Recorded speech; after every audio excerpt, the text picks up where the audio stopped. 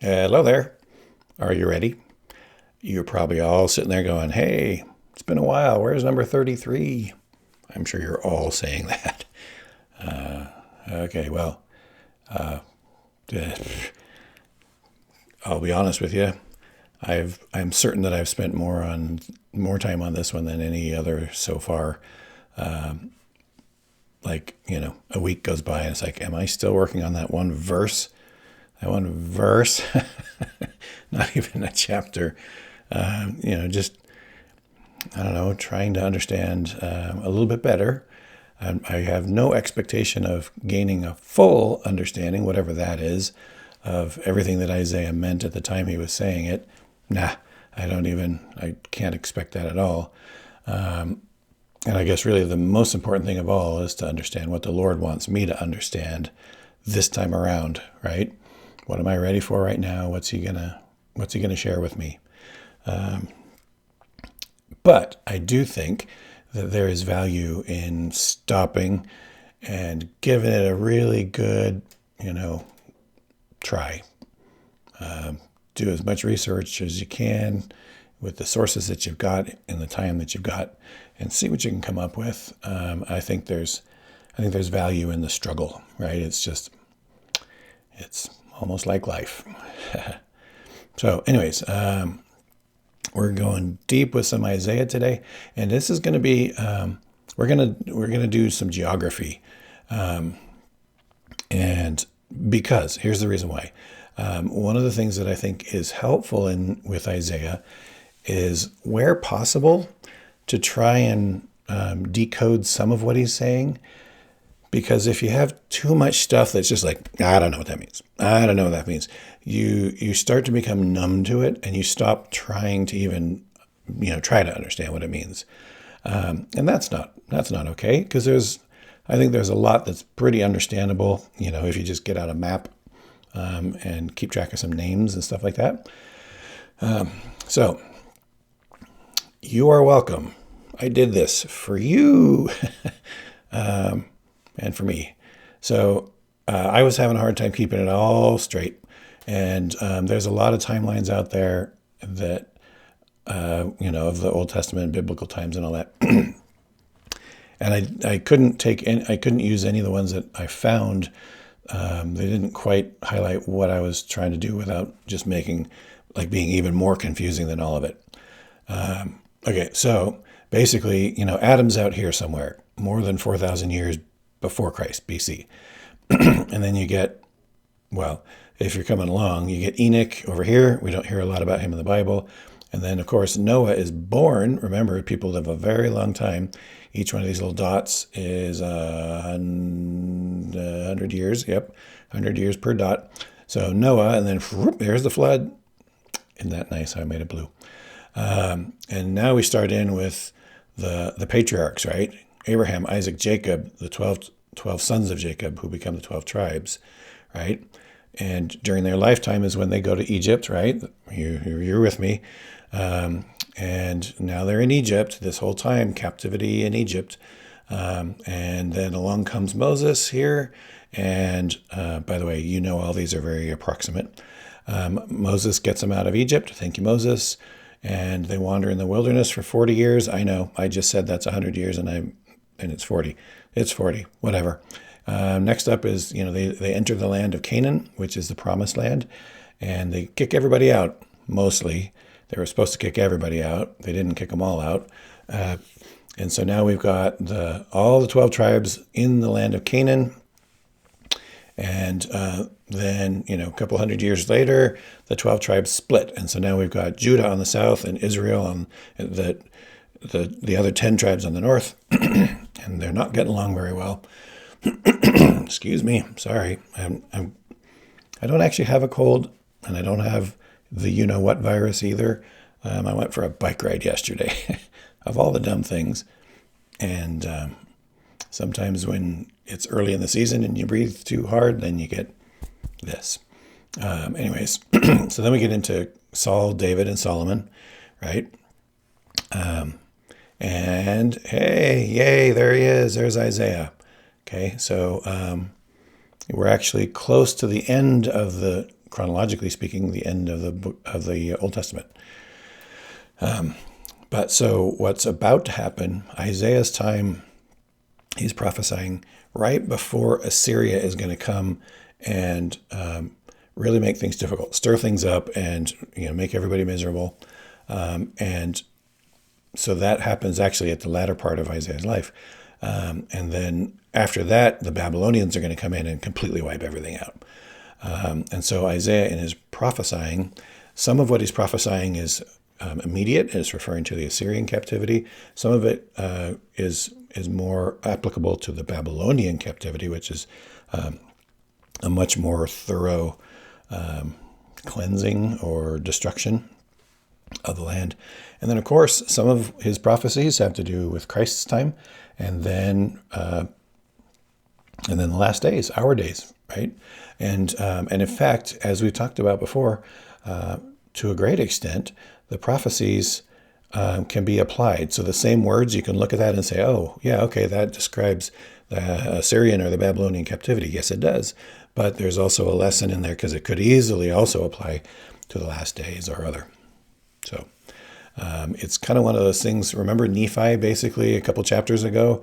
Nephi said, well, so I like the words of Isaiah because I'm applying it to my people, even though it was over 100 years old at that time. And he says, and now I'm giving it to you, meaning us. He's talking right to us. He says, I'm giving it to you now. Now you apply it to your day. Basically, you read it and you get whatever comes out of it, whatever the Lord has in there for you. So anyways, so we're going to have some names. We're going to have some dates, not dates. I'm not going to do much with dates, but we're going to have some places.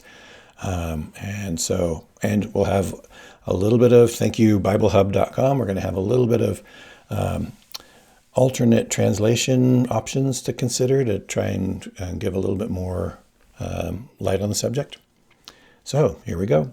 In the year that King Uzziah died, I saw, and so this is obviously Isaiah speaking, right? Isaiah chapter 6, which is 2 Nephi chapter 16.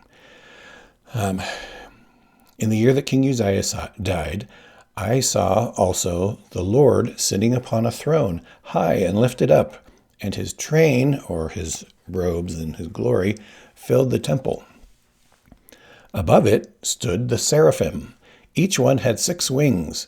With twain he covered his face, with twain he covered his feet, and with twain he did fly. By the way, if you start Googling seraphim, prepare to be confused with all sorts of crazy stuff. I have no idea. I assume there's something real about it, because this isn't the only place we hear about it. And one of the seraphs, seraphim is plural of seraph, one cried unto another and said, Holy, holy, holy is the Lord of hosts. The whole earth is full of his glory. It's interesting if you do a Google search on holy, holy, holy. It's actually most often used in songs. And so it is interesting to think that, maybe it says he cried unto another, one cried unto another. But I wonder if it was perhaps in some musical sort of way. And the posts of the door moved or shook at the voice of him that cried, and the house was filled with smoke. Interesting thing about the smoke. So if you think, here in verse 1, he's talking about a temple, right? And in some different, I think in a different place, he's going to talk about like the palace or the different things. But so it's most likely that when they talk about smoke inside the temple, they're talking about incense.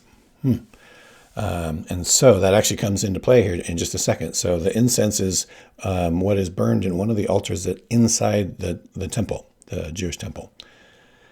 Then said I, so this is Isaiah, right, in the middle of his vision, Woe is unto me, for I am undone, because I am a man of unclean lips, and I dwell in the midst of a people of unclean lips. For mine eyes have seen the King, the Lord of hosts. Right? He knew, he had been raised with the absolute knowledge that man is evil and defiled and cannot endure in the presence of God. There were several occasions while the Hebrews were wandering in the wilderness that where there was someone who tried, the guy who tried to steady the ark, and he was struck, dead, gone. And they were told in no uncertain terms, mere mortal man cannot look upon God. Then flew one of the seraphim unto me, having a live coal. An alternate translation on that one is a stone, a live coal in his hand, presumably that he took out of the incense altar, which he had taken with the tongs from off the altar. Oh, yeah, see, not presumably. Actually, getting ahead of myself, aren't I? And he laid it upon my mouth and said, Lo, this has touched thy lips, and thine iniquity is taken away, and thy sin purged. I can't imagine that was comfortable, but it was a great effect. Also, Isaiah back, also, I heard the voice of the Lord saying, Whom shall I send, and who will go for us? Then I said, Here am I, send me. So he is acting as a type of Christ, not to atone for sins, but to basically volunteer for an assignment.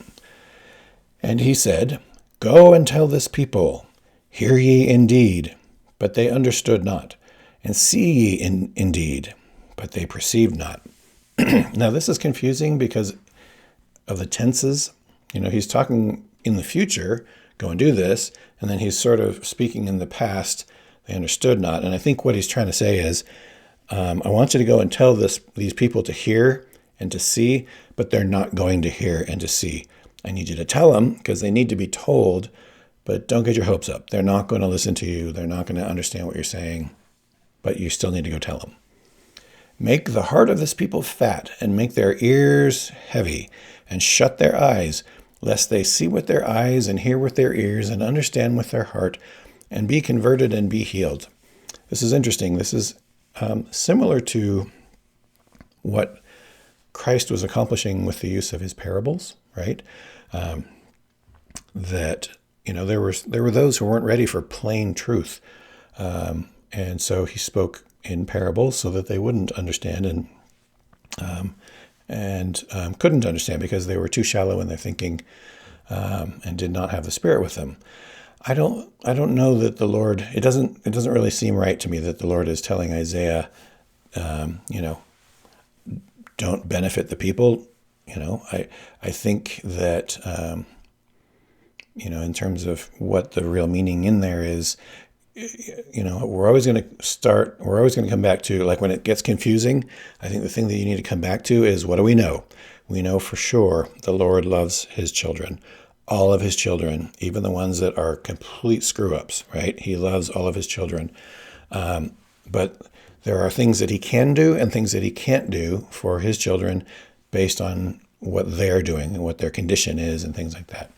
And so there are things that they will be able to be blessed with or will not be able to be blessed with, or will at times need to be cursed with because of their behavior. And so I don't think, as we read these things, at any time that the Lord is saying, I don't care about these people, and I want bad things to happen to them, or I want to cut them off from the truth. I don't think he's ever saying, I want them cut off from the truth. I think it's like I say, it's just worded a little oddly, and we'll throw that one on the pile of things that we'll understand better later. Then said I, Lord, how long? And he said, until the cities be wasted without inhabitant, and the houses without man, and the land be utterly desolate.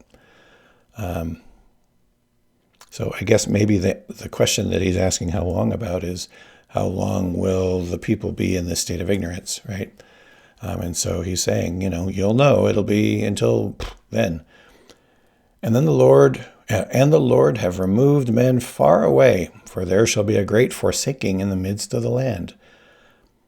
But yet there shall be a tenth, and they shall return, and shall be eaten as it says teal. That was a better translation would be a terebinth tree. And as an oak whose substance, translation of that would be stump, is in them when they cast their leaves, meaning when the tree is felled, so the holy seed shall be the substance thereof. Now, okay, that was as confusing as it could be. So I went and again, thank you, BibleHub.com. I think that what he is saying there, it's interesting.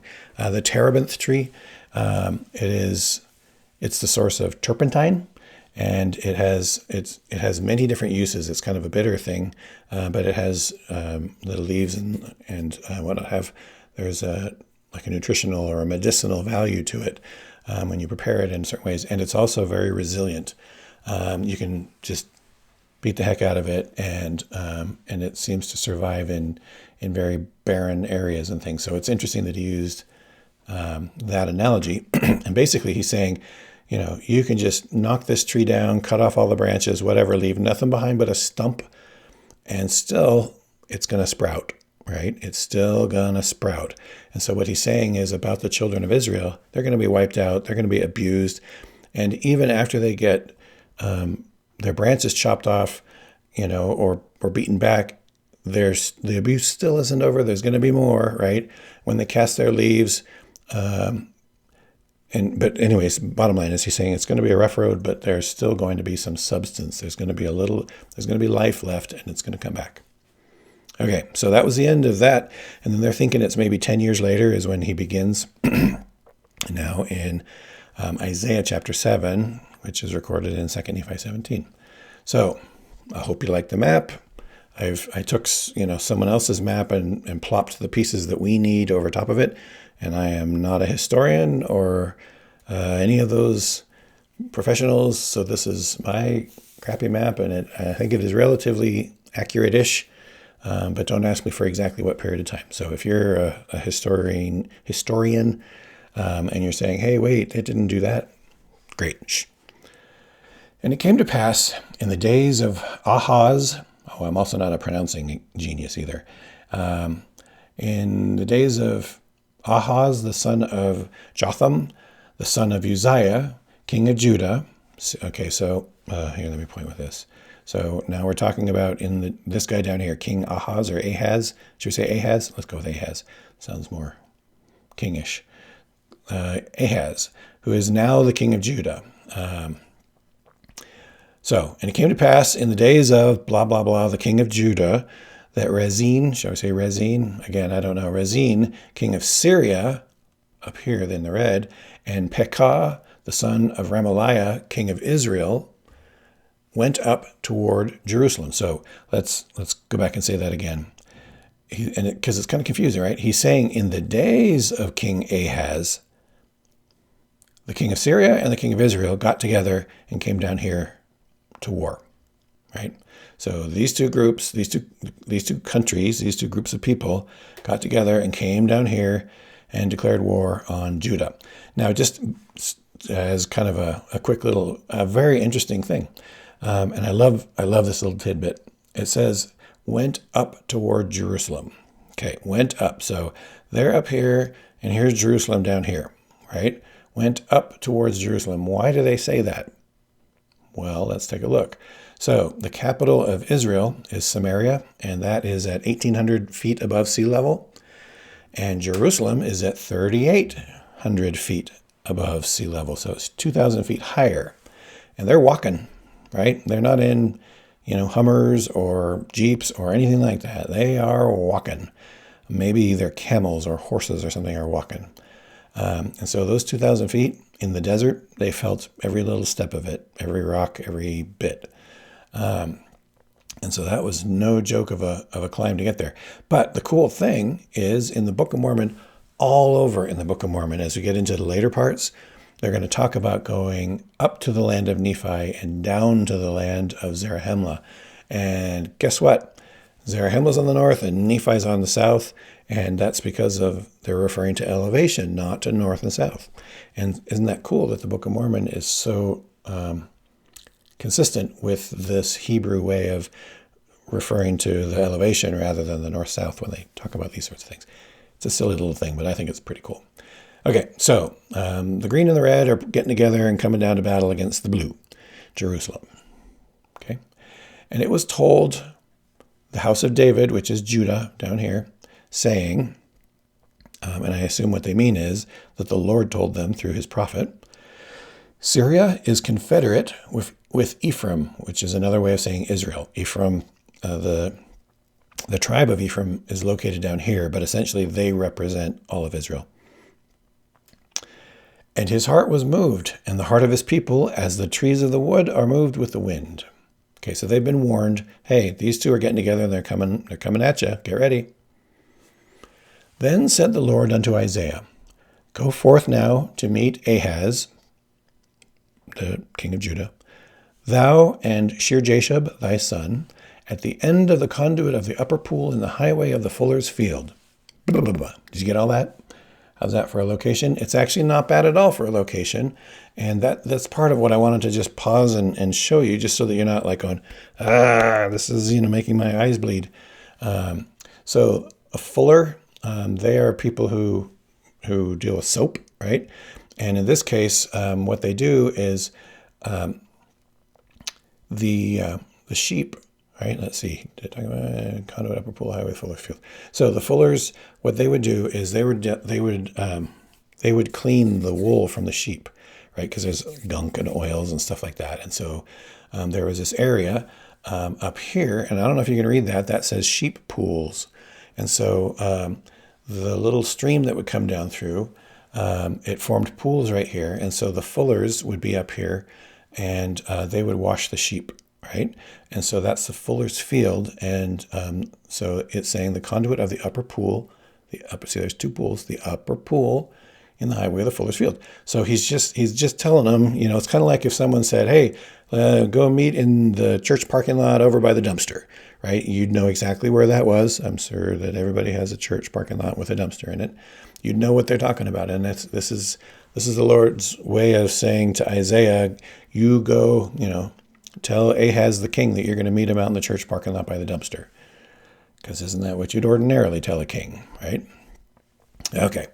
And say unto him, Ahaz, king of Judah, take heed and be quiet, fear not, neither be faint-hearted, for the two tails of these smoking firebrands, he's using that to refer to the two that are coming together, for the fierce anger of Rezin with Syria, and the son of Remaliah, which is Israel. So he's saying, just hold tight. You're going to be fine. Don't get all worried about these two countries that are coming together. And now he's explaining, because Syria, Ephraim, and the son of Remaliah. So Ephraim is here. Son of Remaliah is King Pekah and Syria. So he's referring to basically the combination of these, the green and the red. Have taken evil counsel against thee, saying, so that now he's telling the king what these two are saying together, let us go up against Judah and vex it, and make it a breach therein for us, and set a king in the midst of it, yea, the king, the son of Tabeel. So that's their plan, right? They're gonna go in and destroy Judah, and they're gonna put their own king there. Thus saith the Lord God, it shall not stand, neither shall it come to pass. So the Lord is saying, I know you're worried about this. It's freaking you out, but I'm telling you, it's not going to happen. So don't worry about it. For the head of Syria is Damascus. So here's Syria, the country, and there's Damascus, its capital. And then the head of Damascus is Rezin. Yes, raisin is a little dried grape. Is Rezin. Okay, so that's the king. So he's saying the head of the country is the city, the head of the city is the king, and within 65 years, so that's 65 years, shall Ephraim be broken, that it be not a people. So he's saying, just don't even worry about it, right? These guys are crumbling. That's not going to happen. And the head of Ephraim is Samaria, so there's the city of Samaria. And the head of Samaria is Remaliah's son, Pekah. It's funny, he won't even mention him. If ye will not believe, surely ye shall not be established. So he's saying, dude, trust me. You don't have to worry about these guys. Moreover, the Lord spake again unto Ahaz, saying, Ask thee a sign of the Lord thy God. Ask it either in the depths or in the heights above. But Ahaz said, I will not ask, neither will I tempt the Lord. And why would he say that? Did he say that because he's a righteous man and knows the commandments and says, don't tempt the Lord thy God? No, actually, that's not why he's saying it. He's saying it because he's a wicked man, and because he has no intention whatsoever of taking the Lord's advice. And so he's saying, I don't even want to mess with this. Just, nope. Now, we're going to switch over quickly to 2 Kings. So this is later. And this is telling us what Ahaz actually went and did, right? So what he was told was, just chill, don't do anything. This is going to blow over. Don't form any confederations or agreements with anybody else. Just sit tight. This is going to blow over. But instead, so Ahaz sent messengers to Tiglath-Pileser, king of Assyria. They don't have easy to say names in Assyria, I guess, saying, I am thy servant and thy son. Come up and save me out of the hand of the king of Syria and out of the hand of the king of Israel, which rise up against me. And Ahaz took the silver and gold that was found in the house of the Lord and in the treasures of the king's house and sent it for a present to the king of Assyria. Ugh. Okay, so this is Judah we're talking about. They're supposed to be, Jerusalem, they got the temple, all that stuff, and they're supposed to be protecting it with their lives. And instead, he's looting the temple, and he's sending it up here to Assyria, all the way up here into the pink, saying, hey, help, help, help. Here's a present for you. Because these two are they're going to come and make it difficult for me. And the king of Assyria hearkened unto him, for the king of Assyria went up against Damascus and took it. So Assyria first comes down here and takes, so Assyria comes and takes Damascus and took it and carried the people of it captive and slew Rezin. So that's the end of Rezin. Now that doesn't fit perfectly time-wise into the rest of what we're going to read here, but just to show you that the king of Judah he already had plans, and in fact, he did it. He just went right off and did exactly the thing he was told not to do. And so now, remember Isaiah had asked him, ask for a sign, you'll get a sign. And he said, no. And so he basically says, I'm going to give you a sign anyways. And Isaiah, said, hear ye now, O house of David. Is it a small thing for you to weary men? But will ye weary my God also? Therefore the Lord himself shall give you a sign. Behold, a virgin shall conceive, and shall bear a son, and shall call his name Emmanuel, which means God with us. Butter and honey shall he eat, that he may know to refuse the evil and to choose the good. For before the child shall know to refuse the evil and choose the good, the land that thou abhorrest, meaning Israel and Syria, shall be forsaken of both her kings, meaning Pekah and Rezin. The Lord shall bring upon thee and upon thy people and upon thy father's house days that have not come from the day that Ephraim departed from Judah, the king of Assyria. By the way, sorry, let's go back. Was that odd that just kind of like out of the blue, suddenly he's giving this monster messianic, I don't mean the Messiah as a monster, this amazing messianic reference here? And also, are we sure that's what he was talking about? There were a lot of people who thought that he was talking about something that was going to happen immediately, like perhaps he was talking about his own son. Now we know that he wasn't. This is definitely speaking of the Savior, but that confusion caused him some trouble in a little while. The Lord shall bring upon thee and upon thy people and upon thy father's house, days that have not come. So in other words, it's going to be this just gnarly bad. Like it hasn't been this bad since Israel and Judah separated off from each other. And it shall come to pass in that day that the Lord shall hiss for the fly that is in the uttermost part of Egypt, and for the bee that is in the land of Assyria. Interesting analogies there. So he's talking about the fly in Egypt. Where's my pointer?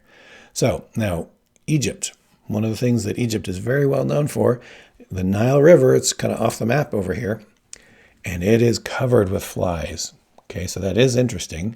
So to think Egypt and flies, that's not a stretch.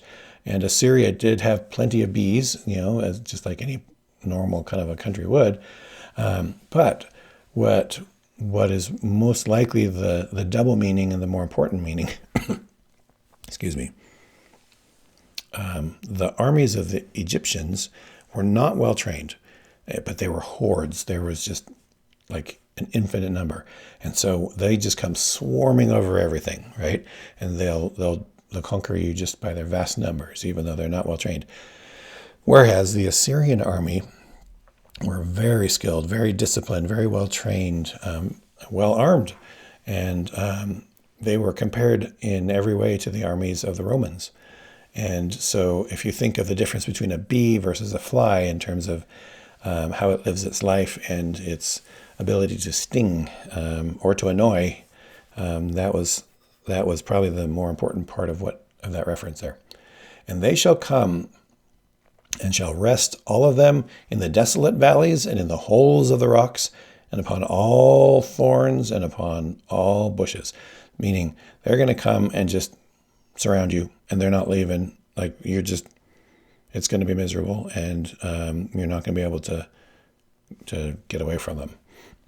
In the same day shall the Lord shave with a razor that is hired by them beyond the river, by the king of Assyria, the head and the hair of the feet, and it shall also consume the beard.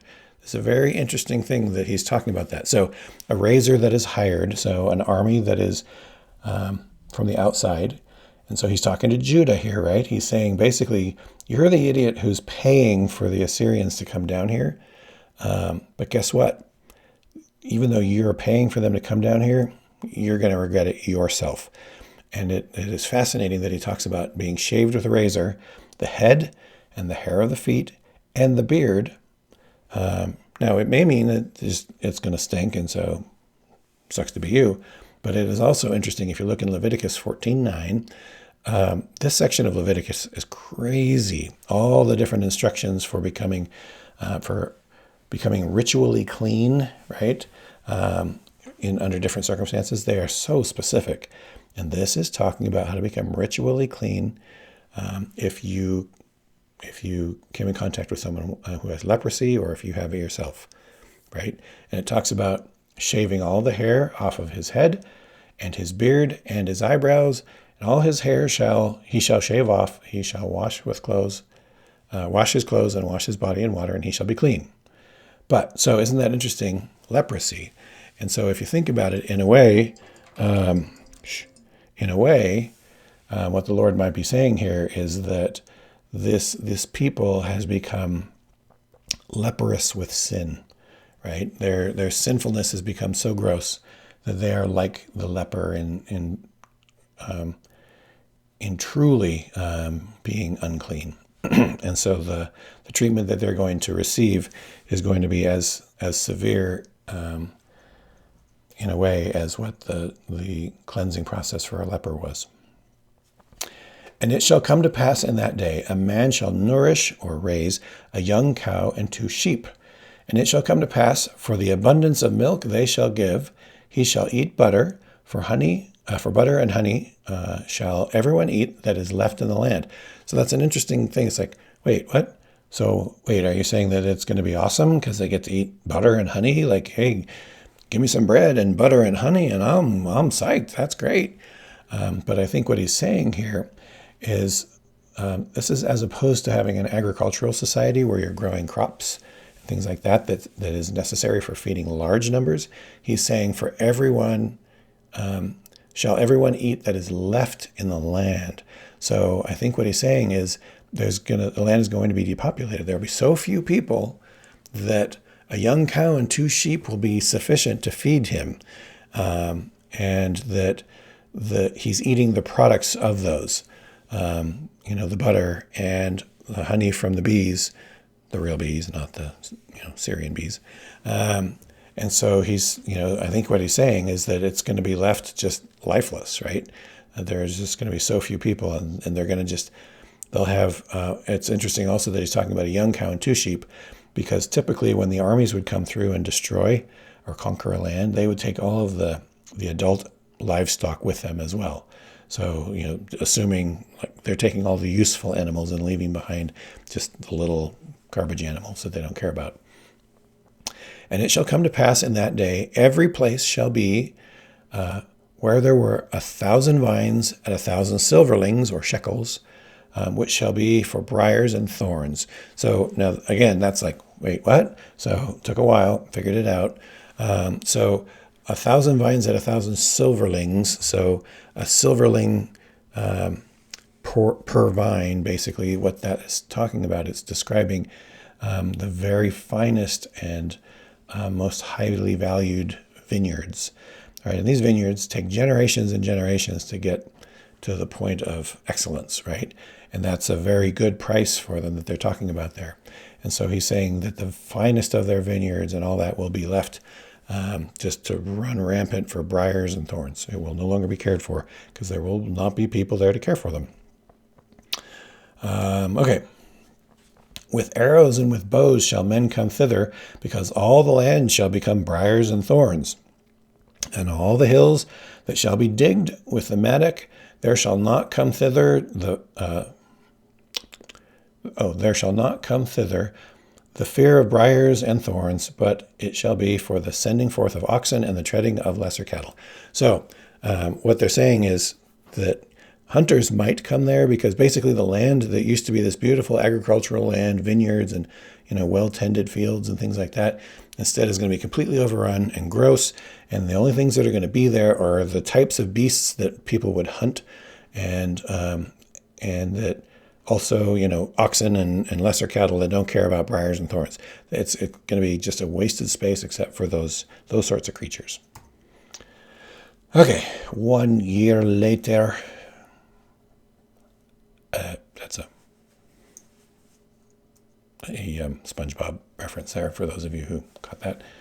A poor version of it. Okay, so now this is time has passed now, and Isaiah is kind of picking back up his work. Moreover, the word of the Lord said unto me, take thee a great roll, write in it with a man's pen. And what he's saying there is an ordinary pen, as opposed to a scribe's. So an ordinary pen that an ordinary man would use, it's not super sharp, it's not super fine. You would write just kind of coarsely, right? Almost think for, as a visual, writing a poster, right? You just get a big fat marker. Well, in this case, it's not a marker, but it's also not the fine little quill that a nice scribe would use.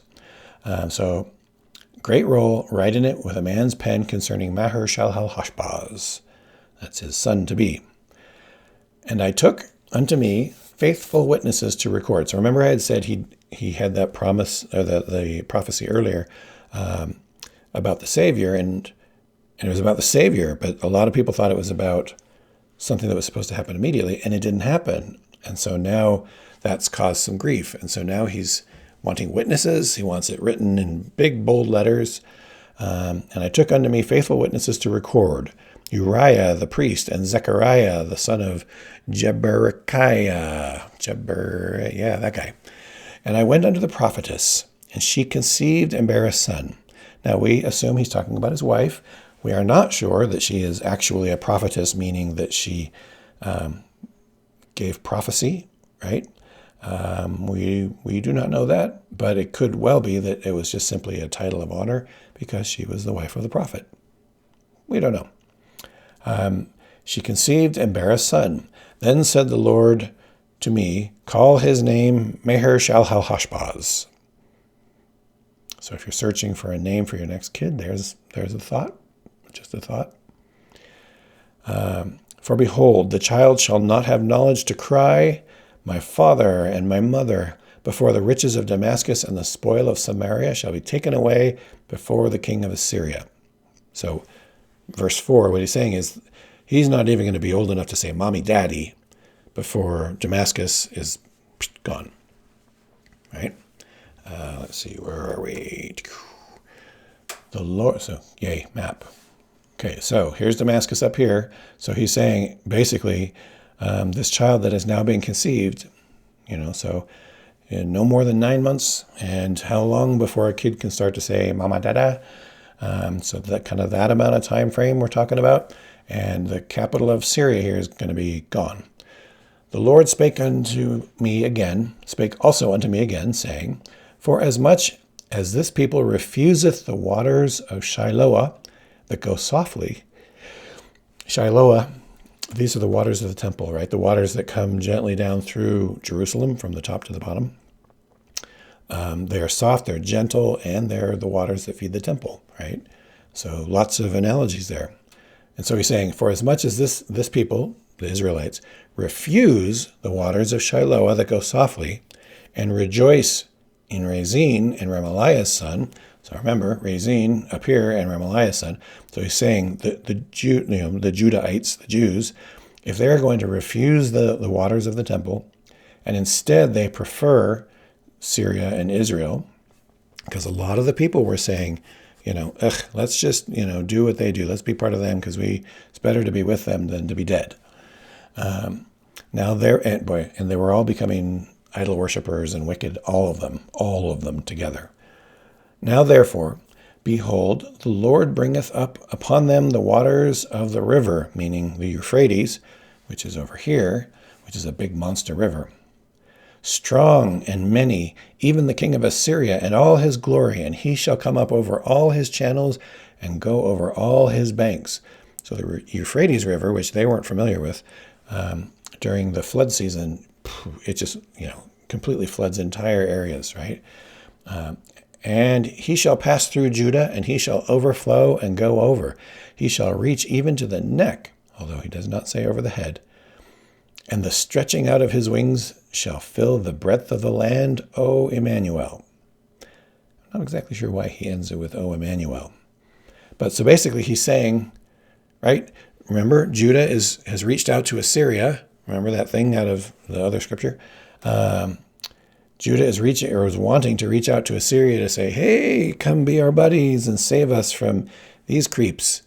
And the Lord is saying, if you do that, Assyria is going to, when he says it's going to overflow the banks and flow over the whole place, he means he's going to eat you too. He's gonna come and save you, sorta, by eating you.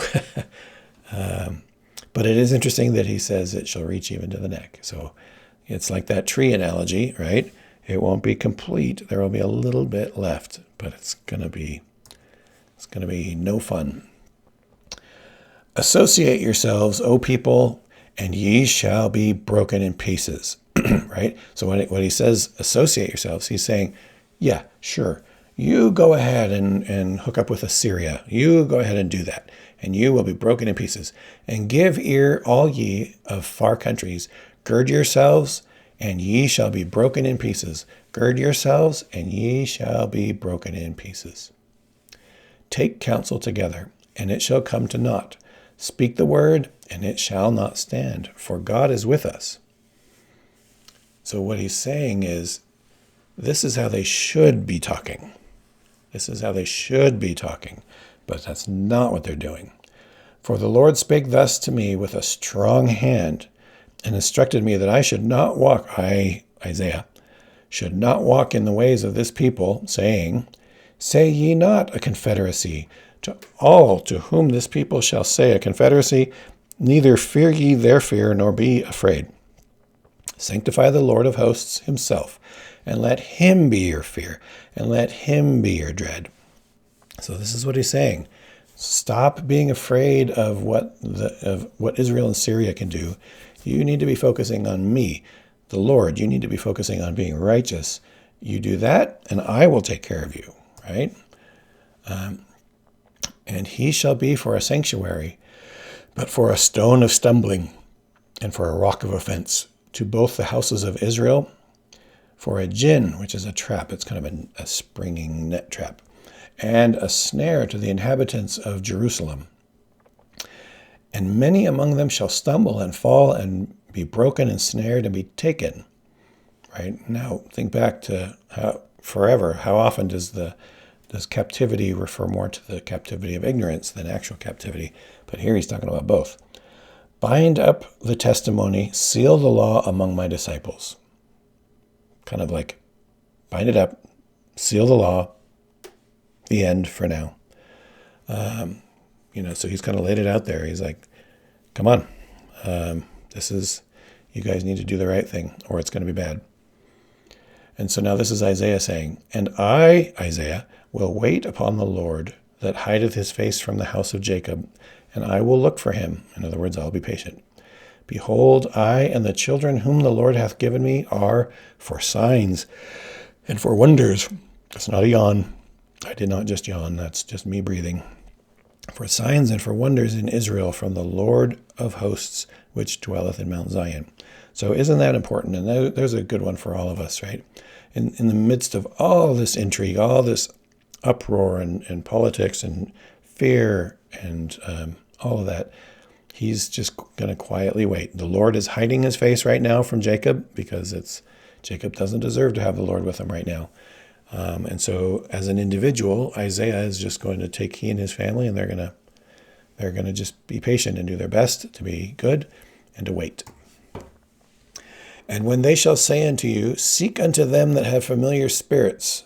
So he's saying they, kind of think meaning like the world. So when the world is basically, when it's becoming popular, to seek unto them that have familiar spirits.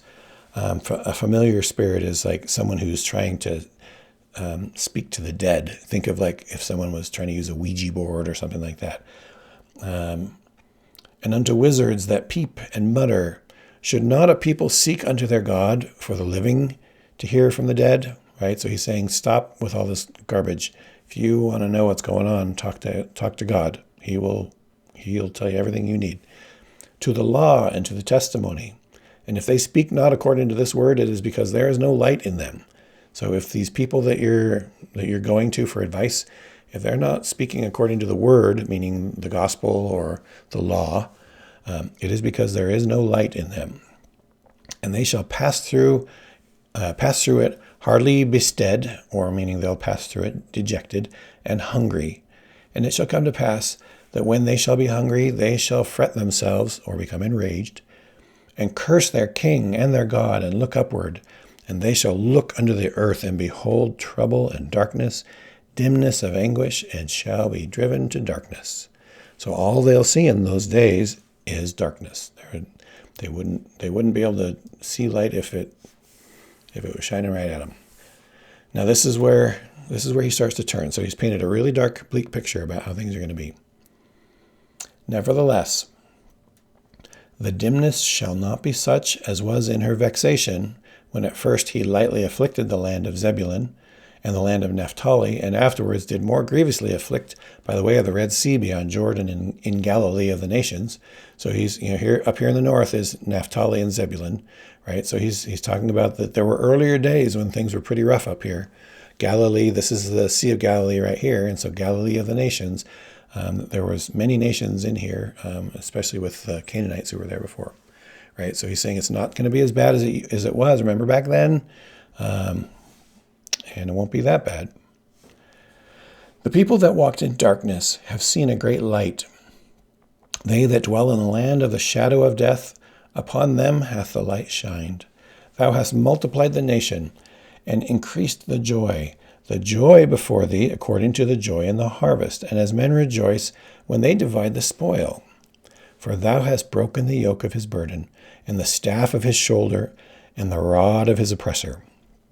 In the book of Isaiah, it includes, as in the days of Midian. And so I think what he's referring to there is that he's kind of recalling back the freedom from Israel, from Egypt rather, right? They broke the yoke that Egypt had placed on them, and the staff, right? The ruling staff, the rod of his oppressor. That all of that was, the Lord freed them from that, even though they were completely overmatched by the Egyptians. But because they trusted in the Lord, he delivered them from all of that. It's interesting. They talk about they that dwell in the land of the shadow of death. So, what exactly is he talking about there? And this is another one of those where it could have multiple, or probably has multiple applications. In Jerusalem, there is an area. It is the great cemetery of Jerusalem, and there's a road that goes right through it. In this picture here, this is a picture of the Jewish cemetery, just a little piece of it. And what you're seeing there are all these, stone coffins, essentially. There's an actual word for it. I'm completely blanking on what it is. You're all probably saying it. It's this. Yep. And so there, some people will refer to that road that goes through there as, as what's being referred to when they talk about, though I walk through the shadow of the valley of death, right? And because of where it's situated on the slope, it spends most of its day in shadow, and so it's just interesting, and it's not clear that this is necessarily what Isaiah is talking about, but it is interesting that when you think about the land of the shadow of death, and that, if he's speaking in the future, in the far future, then when we know after the Savior was crucified, he went and essentially broke the bands of death and freed those who were in the spirit prison, which you could also look at as the land of the shadow of death. And they were in darkness there, but then he came and was able to, in a way that you could look at that and say, they that walked in the darkness have seen a great light, and that the light was shined on them, so that the gospel could be preached to them. So it's another layer. Like I say, it's not. I'm not necessarily. I don't know that that's exactly what he was talking about. But as you read through these things, you can see that perhaps he was seeing into a future where darkness is everywhere on both sides of the veil, and that the light began to shine on both sides of the veil. Let's see here. For thou hast broken the yoke. Oh, yep, did that. Verse 5. For every battle of the warrior is with confused noise, and the garments rolled in blood. But this shall be with burning and fuel of fire. So I think he's saying that, like the professional warriors and soldiers and those folks, there's not going to be a need for them. The time of battle is over. For unto us a child is born, unto us a son is given, and the government shall be upon his shoulder. And his name shall be called Wonderful, Counselor, the Mighty God, the Everlasting Father, the Prince of Peace. Of the increase of his government and peace there is no end, upon the throne of David, and upon his kingdom to order it, and to establish it with judgment and with justice from henceforth even forever. And the zeal of the Lord of hosts will perform this. So, going back, you see it's no longer the time for the soldier and all. The Lord sent his word unto Jacob, and it hath lighted upon Israel. And all the people shall know, even Ephraim and the inhabitants of Samaria, they say in the pride and stoutness of their heart, the bricks are fallen down, but we will build with hewn stone. The sycamores are cut down, but we will change them into cedars. So it was interesting. He gave us just that little brief bit of, yay and Jesus and goodness, and boom, he's back to So he's, what he's saying here is Israel kind of got their butts whooped, but they're going to be saying with, pride, the bricks, the kind of mediocre bricks of our house might be fallen down, but we're going to put it back. We're going to rebuild with hewn stone, which was a finer, nicer way to build that was only for the wealthy.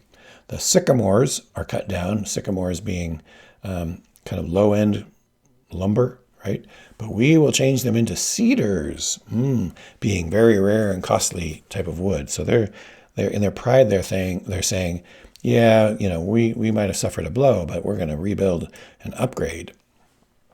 Therefore, the Lord shall set up the adversaries of Rezin against him, and join his enemies together, the Syrians before and the Philistines behind. So Syria's up here, and here's the Philistines down here below, if you can see that. So if you're thinking, look, Israel's in the middle. You got Syria and Philistines, and they're both coming from both sides. And they shall devour Israel with open mouth. For all this, his anger is not turned away, but his hand is stretched out still. We're going to start. So basically, he's saying Israel's in big trouble. They may have big words about how they're going to rebuild and make it nice, but they're about to be gone. Now, as often, we're going to see this phrase repeated. For all this, his anger is not turned away, but his hand is stretched out still. I think the easiest way to look at that is to say, you brought this on yourself. You have no one but yourself to blame. The Lord will always bless anybody who turns to him in truth, right? Always, anybody, and they won't. For the people turneth not unto him that smiteth them, neither do they seek the Lord of hosts. Therefore will the Lord cut off from Israel head and tail, branch and rush, So branch is what the word that they use there is referring to the branches of like the palm tree that are high and stately and beautiful.